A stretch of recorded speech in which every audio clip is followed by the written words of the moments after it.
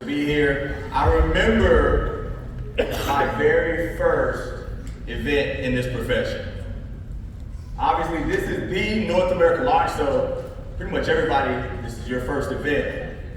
But if this is your first event ever in network marketing, is this your very first network marketing event, I want to hear from you real quick. Make some noise. Wow, okay. Well, I want to let you know, for those people who are new to this profession, that you're going to hear some things, you're going to see some things, and you're going to feel some things that the people back home, they're not going to understand when you get back. Already, have some of you all heard already this morning from some of the speakers. You've seen some things already. You've already felt a little something already that you're going to bottle up and take back home with you.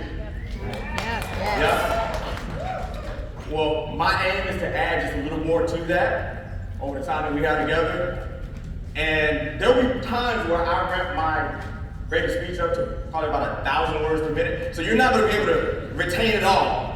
So I'm going to encourage you to turn your recorders on, okay? Because I got a lot to cover with you. And if you choose for it to, it'll transform your life. Because what I'm going to be talking about is the number one skill set, I would argue, inside of this profession. How many of y'all have heard of different big-time influencers? I've worked with a lot of influencers. We're going to talk about branding today. I've worked with a lot of influencers. How many of y'all have heard of people like Kobe LeMay, Lewis Howes, Tabitha Brown, Casey Neistat, Zoe Sugg, Aisho Speed, Kai Cenat? Y'all heard of some of these people? Okay, I don't know any of them, but I have worked with some big influencers myself, okay? And I'm going to teach you all about branding, about positioning yourself in the marketplace, because we are what? Network marketers. We are professionals. How many of y'all would like, after this training, to know the secret to be able to go viral and increase your followers? Make some noise. How many of you want to wake up every single day with your inbox full of people who reached out and you got a full inbox of leads? Yeah. All right. What if you want to turn your social media into an automated printing money machine? Make some noise. Okay, well, I'm sorry, because we're not going to cover any of that. It's not out of magic, guys. I will show you some things to be able to automate your business, but it's not out of magic, okay?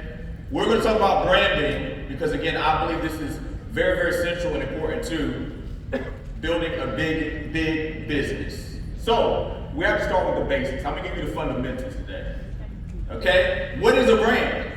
What is a brand? Well, here's James Penn's definition of a brand. The emotional connection, the emotional response that is invoked when you think of a person, a company, or a movement. There's an emotional response that's evoked. That's what a brand is. And some of you all think, you know what, I have to brand myself. I need to brand myself. Anybody ever felt that way, thought that way? Well, guess what? You already have a brand. There's already an emotional response that people have when they think about you. What do people say or think about you when you're not in the room? That is your brand. So make no mistake about it, you already have a brand, you just may not be intentional about your brand. Okay? So in order to have a brand, you need to know what creates that brand. What creates that response that people have for it, right? Think of this. Kids, they see the golden arches. They don't even have, I don't recommend you eat at McDonald's, but you drive by, and your kids, they don't even have to know how to read yet. They see the golden arches. They have a what? Emotional response. Think of it. They start having dopamine go off. Their response changes. Well, that's the same for people as well. You ever had your phone ring before, and it was somebody calling you that you were upset with? I mean, you were tight with them. You were hot. You're like, I can't believe they called. Whew. You notice your heart rate might increase? Your palms might start sweating. You're having physiological responses because you look down at your phone and you saw their logo, their name, You saw their name and you have an emotional response. The same way a kid sees the Golden Arches and has a different emotional response. So what's the emotional response when you call somebody, when your logo pops up on somebody's phone? When your logo pops up in somebody's inbox, what's the emotional response that they have to you? Let's talk about some different brands. If I were to say a company name, I want you to just think of the adjectives that come to mind. If I were to say Ritz-Carlton, what comes to mind? Fancy. Luxury, I heard luxury, right? But if I said Motel 6, Good. y'all just like that's dirty. Hey,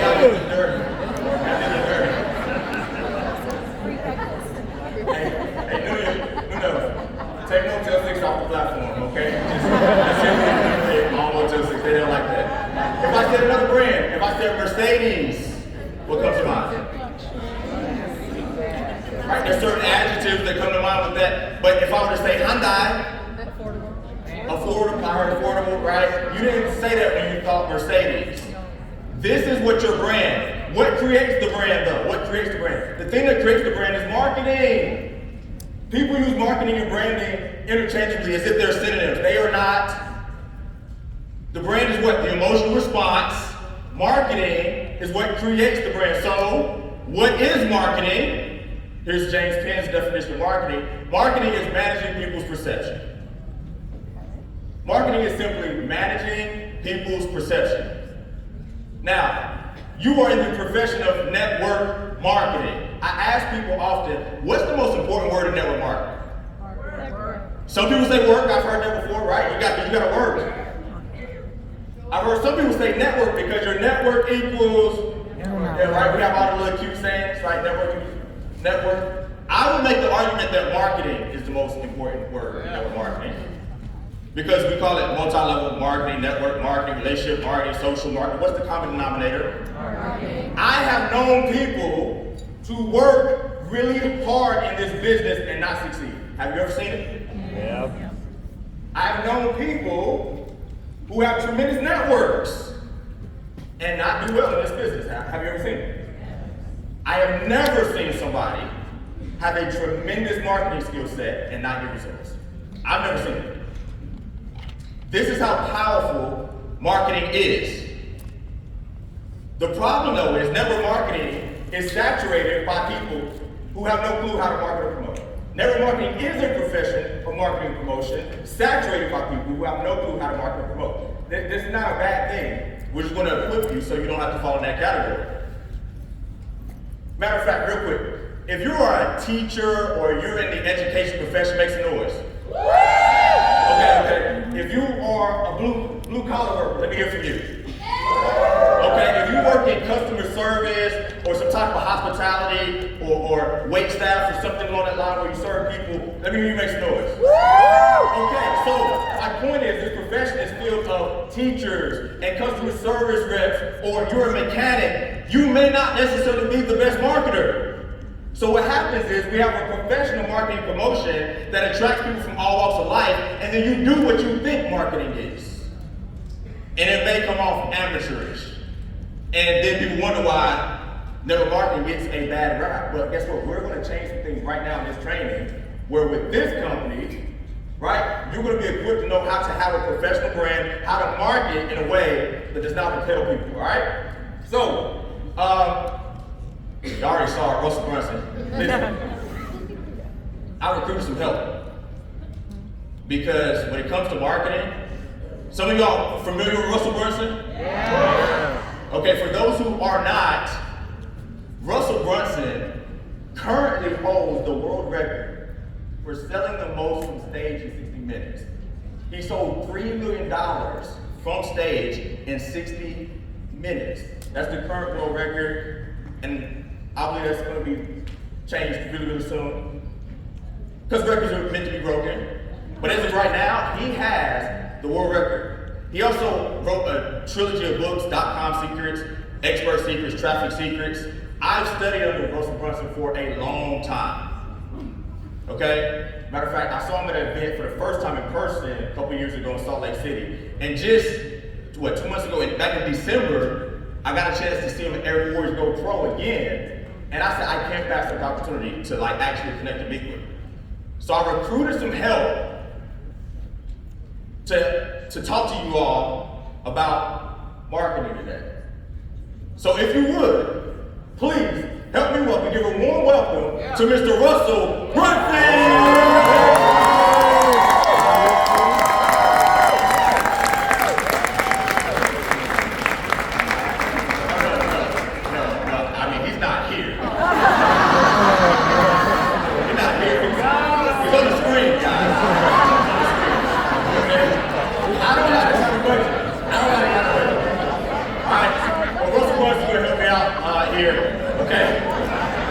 I'm gonna give you some frameworks from Russell Brunson, all right?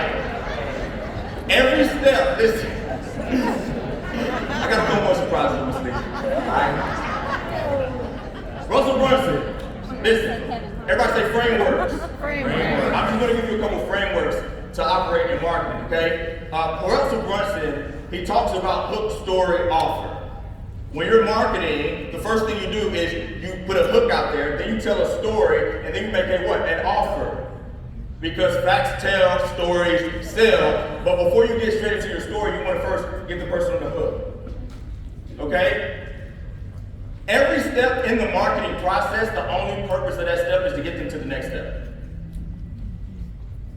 The only purpose of an email subject line is to get you to open the email.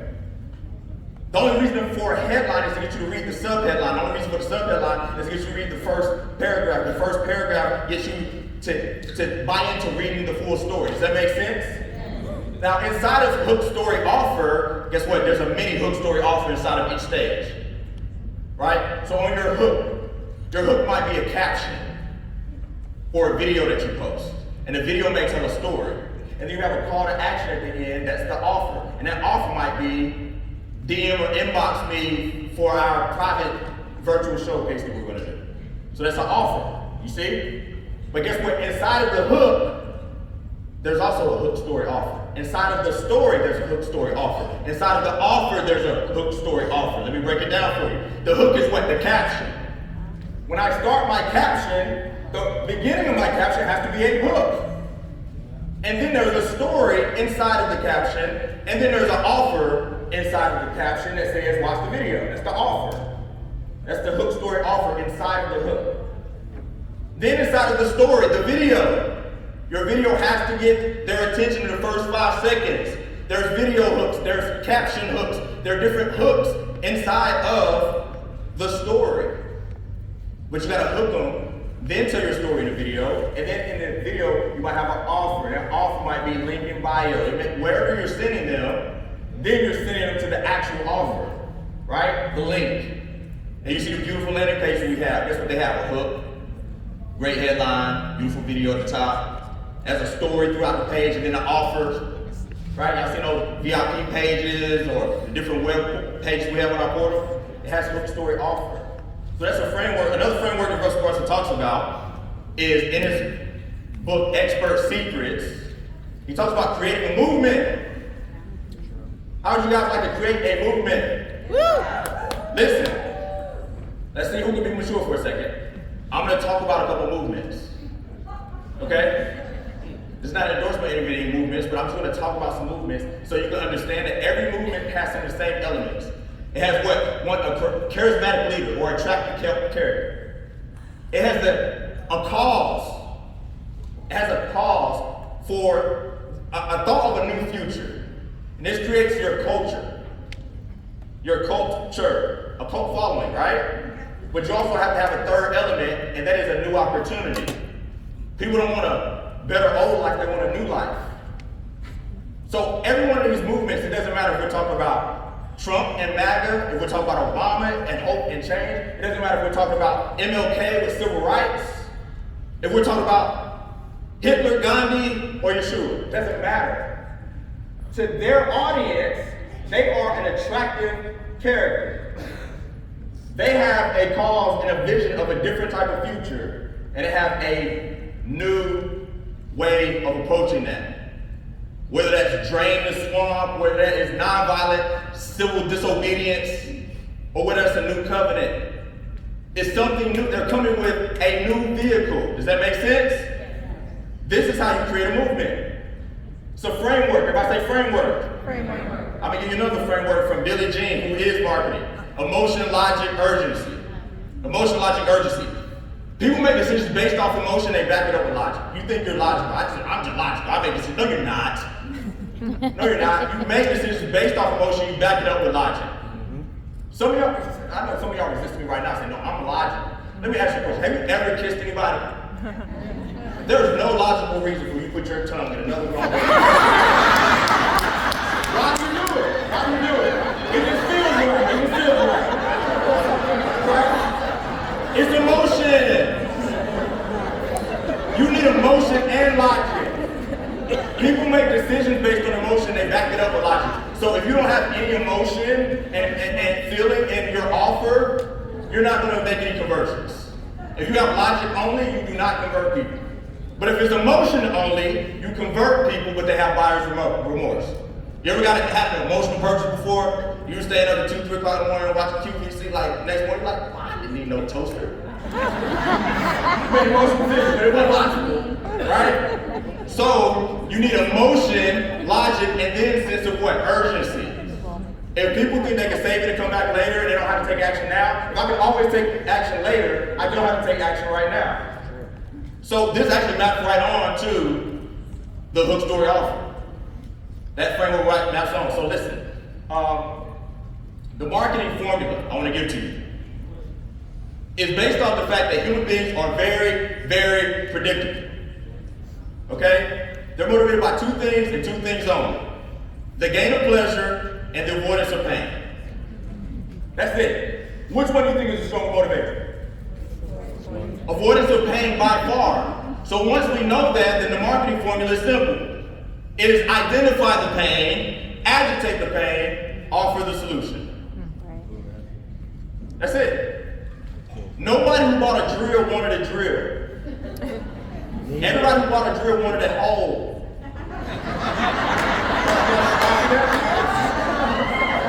Right? So you have to know what you're actually offering people. Okay? My good friend David Shantz, who was the podcast king, by the way, he's talking about the creator economy and how the creator economy is splitting in half, and it's not being separated by winners and losers, it's being separated by intention. What is your intention when you're making your post? Or are you posting for expression or extraction? Or are you posting for recognition or for revenue? Some of you all get really hooked on the dopamine of likes, of going viral, all that stuff I said in the beginning. But make no mistake about it, the content game is changing right now in front of our face. So you gotta understand, are you doing identity or utility? Are you posting for identity? You want the dopamine hits of likes and followers? I'll let you know that followers is a vanity metrics at this point. I'm not saying that it means nothing. It does give you some social proof. But you'll see leaders that have a big amount of following. And you think, oh, I need a big following because I can be a leader. There's a difference between a leading indicator and a lagging indicator. They didn't become a leader because they had a big following. They got a big following after they became a leader. The leaders that are speaking on stage right now, guess what their followers are going to go? You're like, oh my gosh, Heather was so amazing, the Lord's so amazing, you're going to go follow them. So guess what? The leaders on stage are going to get more followers this weekend, but it's from y'all. Y'all are already in our teams, y'all are already in a couple can recruit you. So you make a mistake, you see the big following from the leaders, that's people that's in the organization. That's not prospects for them. Some of it, sure. So don't get caught up in things. Listen, matter of fact, the algorithms are even different now. It's something called Andromeda. Okay? You ever notice on your feed that you're seeing a lot of content that's not even from the people you follow. They don't just send it to your followers now. You post something and the algorithms are so sophisticated, they know who would be interested in this. And they just send it based off of interest, not based off of your followers. That's the old way the algorithm worked. So you'll notice, you'll see, oh yeah, that's my friend. And the next post is like, recommended. I don't know these people, but they think I might like their content. It's not about followers. Right. So how do we win in social media then, right? Before you start making content, you have to make sure you're playing the right game. So there are 5 games in the content space right now. 5 games in the content space. One is where you are mainstream cult family. These are your Mr. Beasts, right? And you think, oh, Mr. Beast has a great following. I want to be like Mr. Beast. No, that's not what we're doing, okay? The goal here is to create as die-hard of a personal brand or media brand as possible. This is for peak fame, for broad awareness, for ad revenue, for brand deals. Or you got game number 2, which is category cult following. Very, very similar. The goal here is to create a die-hard personal brand or media brand while staying as close as possible to a niche category. You got a tech influencer or a beauty influencer, right? It's a different game. They're still looking for category fame, category awareness, ad revenue, and brand deals. But game number 3 is where things start to change. This is intuitive products, right? This is where you're talking about merchandise, consumer goods, digital products. The goal here is to drive as many possible conversions to the intuitive product. And when I say intuitive, means you already know. When you see Oakley sunglasses and they're building their brand on social media, you already know what sunglasses are. It's intuitive, right? Which leads us to game number 4, which is kind of similar, but it's the explanatory products.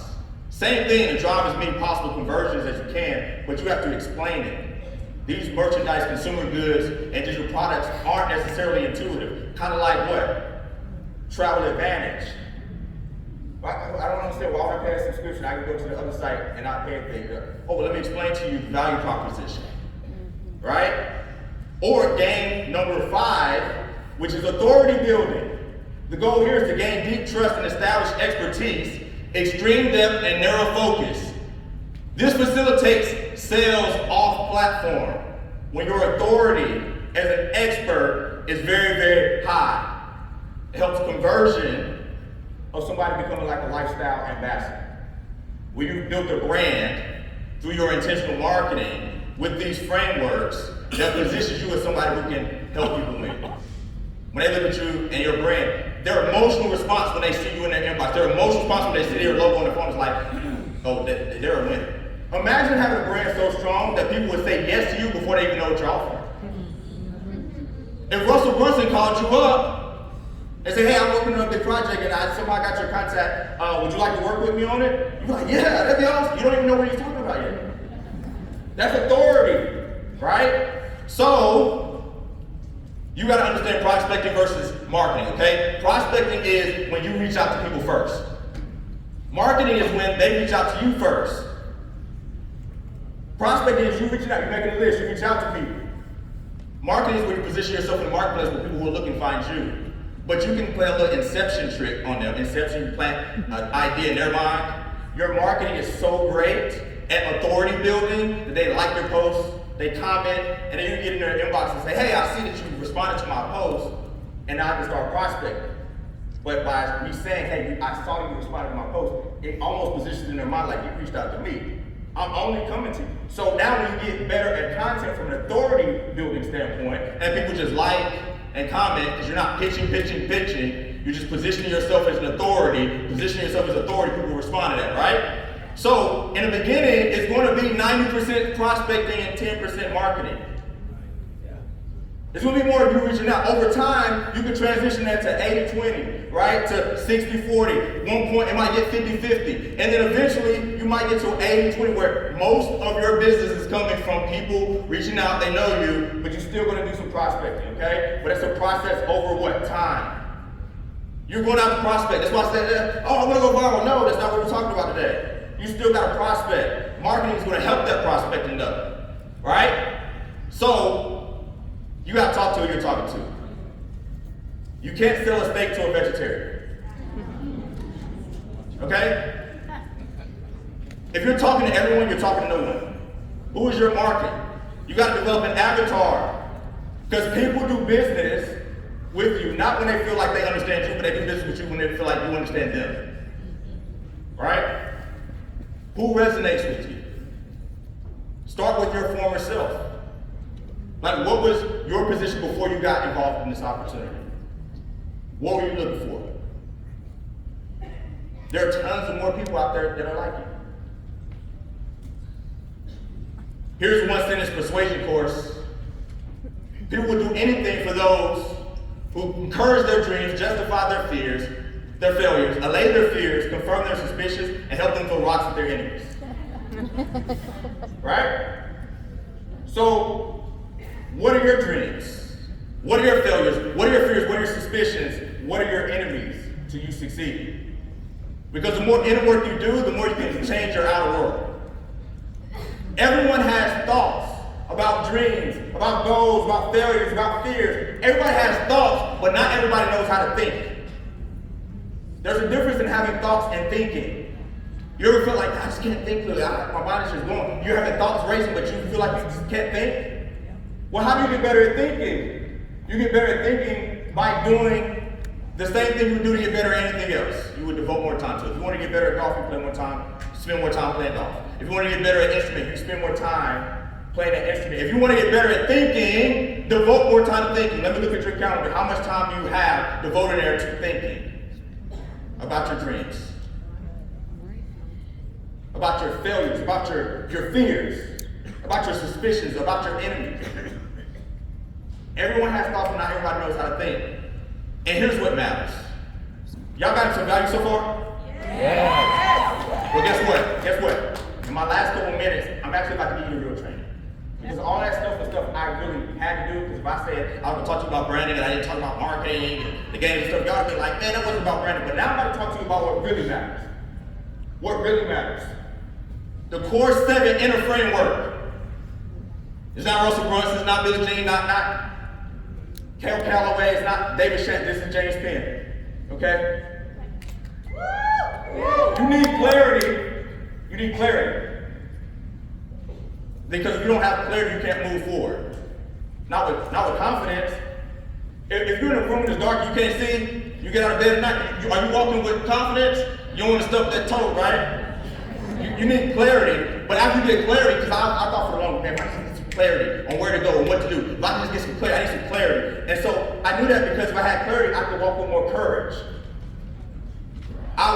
You walk with more courage when you have clarity, and that gives you commitment in your direction. Commitment is doing the thing you said you do long after the feeling what you said it has passed, right? So you walk with commitment after you have courage, and you have courage after you have clarity, and that leads to consistency. You're committed to something, you start doing it consistently. And after you get consistent with it, it leads to competence. You do something over and over and over until it will be unreasonable for you to not be competent anymore. Confidence is what ultimately leads to confidence. Competence is what ultimately leads to confidence. You think some people, oh man, they're so confident. It's like you see broadcasters like Charles Barkley. He looks confident when he's as a broadcaster and he's running his mouth. You see Charles Barkley playing basketball, he looks confident. Y'all seen that viral clip of Charles Barkley playing golf? How confident did he look? You're confident based off of how competent you are. So this is what I was searching. This is what I was on for so long. I need clarity so I can get courage, so I can get commitment, so I can get consistency, so I can get competency, so I can get confidence. But I was missing something. And this is what really matters. I wasn't operating in covenant. And I want to bring my wife up here, because that's who I'm covenant with.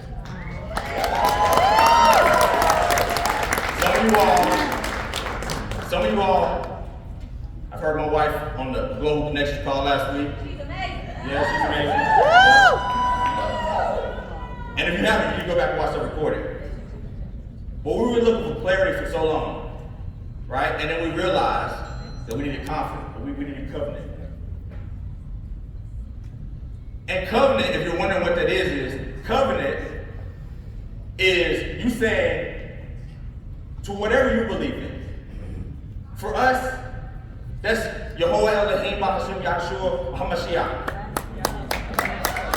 Some of you all may know that as Yahweh or Jehovah God in the name of Jesus.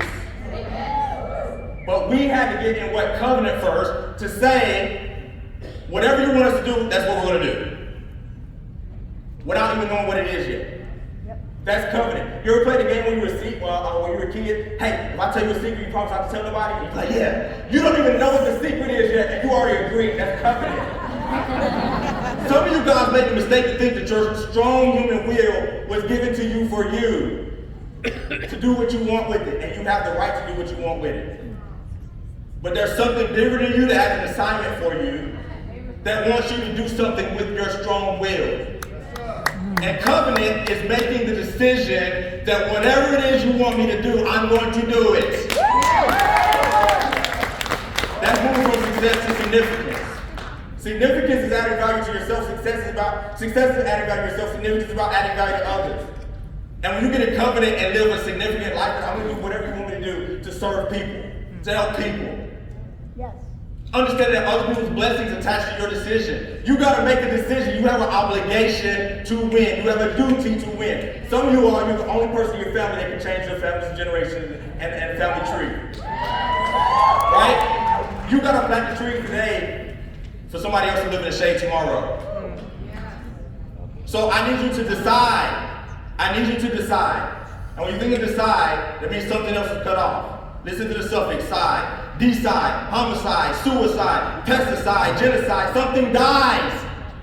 When you decide, you kill off all other options. So the most important thing about your brand is why do you exist? It's not your logo, it's not your tagline, it's not your color scheme. The most important thing about your brand is why you exist. And when you figure that out, you'll get in covenant, you'll have some clarity, and it'll bring you the confidence to be able to make the change that you want to make in your life and other people's lives. Listen, our hope for you is that you design a future so bright that the best days of your past and the worst days of your future. We look forward to seeing you on the beaches of the world and these life experiences. We look forward to seeing you at the top of the line too crowded. But most of all, between now and next time our paths cross, go out there, design a life you deserve for you and your family, and we'll see you on the journey.